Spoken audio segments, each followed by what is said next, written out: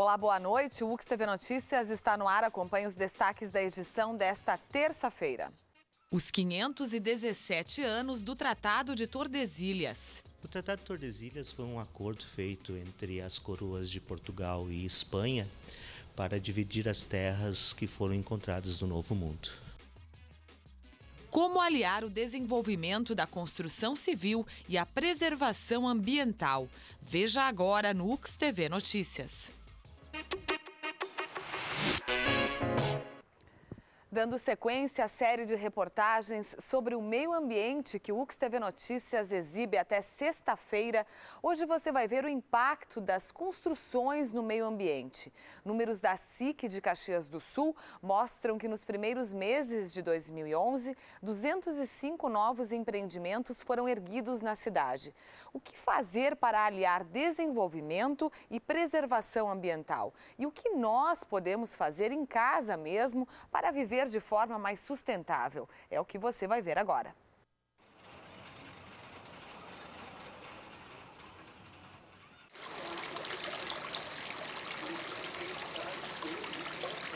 Arquitetura sustentável, projeto de construção que vai além da ideia de se ter uma moradia que seja apenas confortável e bonita.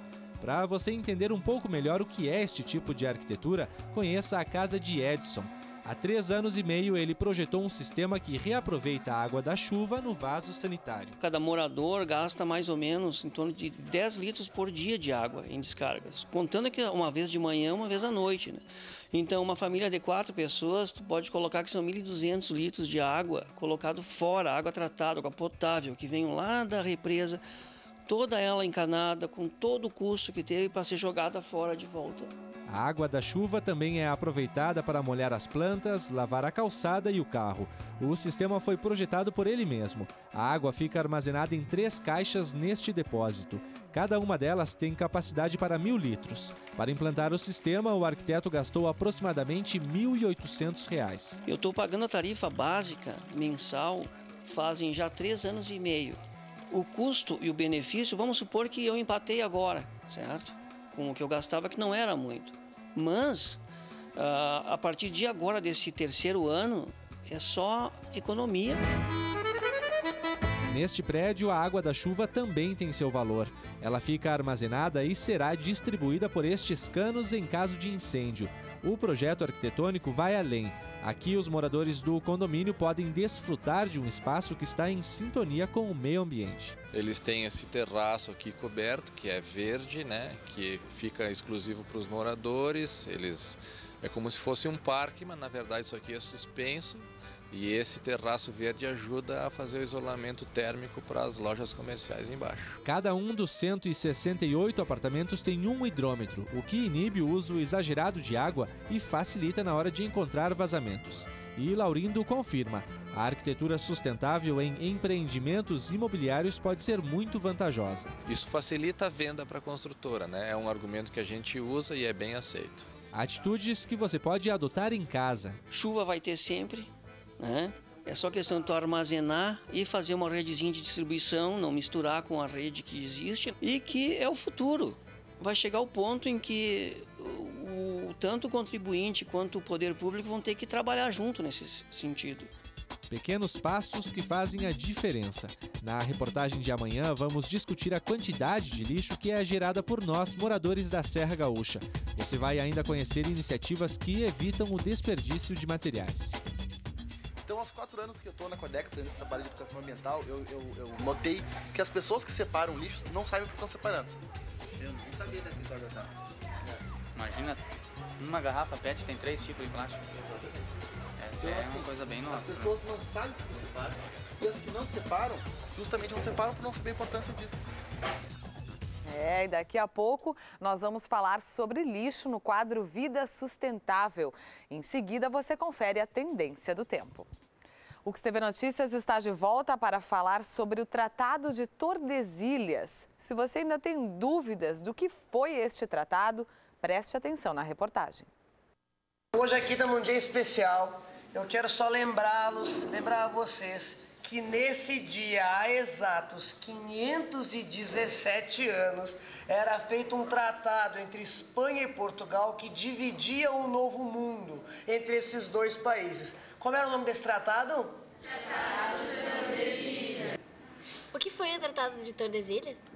O Tratado de Tordesilhas foi um acordo feito entre as coroas de Portugal e Espanha para dividir as terras que foram encontradas no Novo Mundo. Qual foi o objetivo do tratado? É importante a gente lembrar que o tratado ele acontece 2 anos depois de Colombo ter chegado à América, em 1492. O tratado é de 1494. Tá? Então, esse Tratado de Tordesilhas ele vai ser antecipado por um tratado organizado pela Igreja Católica, chamado de Intercoetera, que não foi aceito pelos portugueses. É um tratado que tinha uma outra dimensão territorial, que não daria a Portugal nenhuma extensão de terra no Novo Mundo. Então, Portugal não aceita e senta com Espanha para fazer um novo tratado, que é o de Tordesilhas, tá?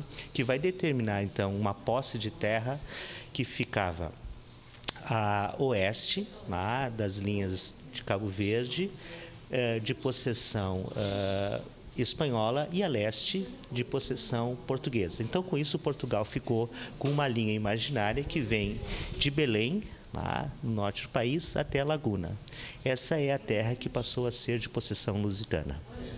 Qual a importância desse tratado para a nossa história? Importante porque fez com que Portugal viesse atrás e tomasse posse dessa terra que até então não se tinha certeza ou se tinha, na verdade, né?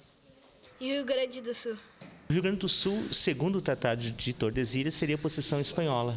Né? E houve uma disputa muito grande, né, entre Espanha e Portugal pelas possessões das terras sulinas, por aquilo que nós chamaríamos de meridional do Brasil, e ela só vai ser efetivamente resolvida no século XVIII, portanto, mais de 200 anos depois da ocupação portuguesa desse território. Né? São disputas, são guerras que vão levar à ocupação do território do Rio Grande do Sul, ou província do Rio Grande do Sul, para a corte portuguesa. Quais são os reflexos do tratado no contexto atual?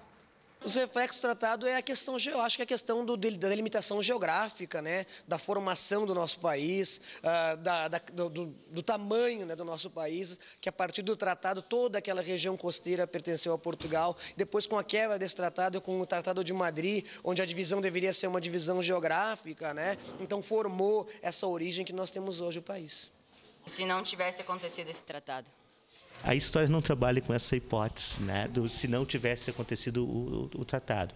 Provavelmente, assim como aquele patrocinado pela Igreja Católica, haveriam outros tratados, possivelmente, né, para definir as terras a serem divididas pelas duas grandes superpotências da época, que eram, respectivamente, Espanha e Portugal, as potências da navegação e da colonização.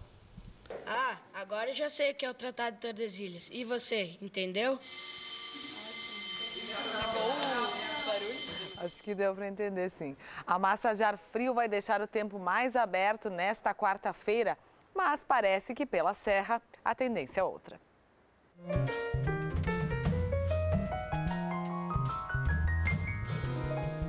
Na quarta-feira, a frente fria que está sobre o Rio Grande do Sul começa aos poucos perder a força e o tempo vai abrir em praticamente todo o estado, menos por aqui. A serra ainda tem possibilidade de pancadas de chuva isoladas ao longo do dia. Já as temperaturas voltam a cair. A mínima em Caxias amanhã deve ser de 5 graus e a máxima em Porto Alegre deve chegar aos 17.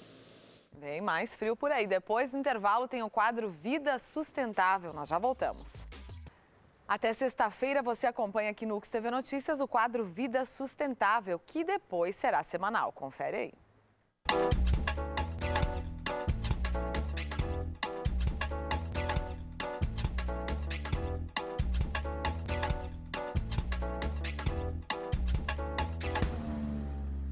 O que a senhora faz no seu dia a dia para preservar o meio ambiente? Olha, eu procuro colaborar se eu faço um lanche assim, uma latinha ou uma garrafa, eu procuro botar no seletivo, no orgânico, né, para preservar. Eu não boto lixo no chão, meu lixo todo boto fora, boto nas lixeiras. A gente tenta organizar como lixo seletivo e lixo orgânico, né? Não colocar, entendeu? No caso, o lixo no chão, entendeu? Colocar em lugar adequado. Eu até chego a juntar o lixo, o plástico que tem no meio da rua para colocá-lo dentro nos containers aí, fazer sempre alguma coisa a mais para o bem da natureza, para o meio ambiente, economizando água, energia. O que significa aquele material quando não mais diante dos nossos olhos, mas sim no meio ambiente. E aí é uma questão de a gente começar a prestar atenção em algumas coisas. Quando nós vemos notícias de enchentes, por exemplo, qual é o papel do lixo ali? Ele está ali entupindo as bocas de lobo, ele está ali atrapalhando a drenagem, ele está ali contribuindo para que, ou deslizando, né, quando disposto inadequadamente em encosta, deslizando sobre residências, né? E muitas vezes muitos desses materiais têm também compostos potencialmente tóxicos. Conforme a professora Vânia, lixo é diferente de resíduo.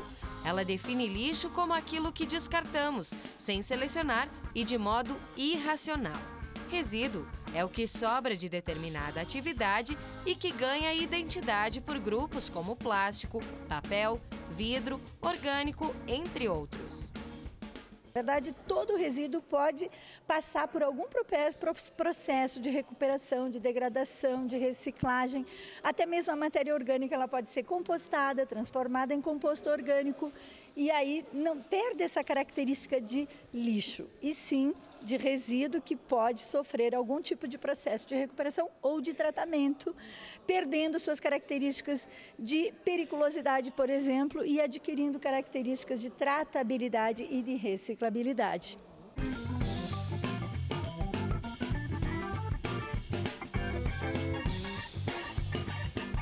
Oi, meu nome é Matheus e a minha dica é para que, quando possível, as pessoas evitem usar sacolinhas plásticas.